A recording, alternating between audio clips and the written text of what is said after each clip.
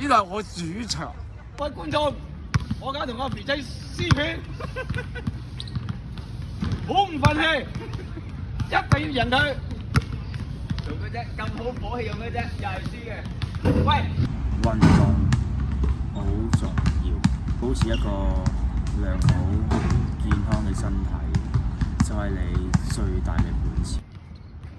垃圾，企埋嗰邊。垃圾啊！哎呀1比1，一腳，有人仲唔認輸？一腳嚟開始，啊！一腳，又攞你排牙。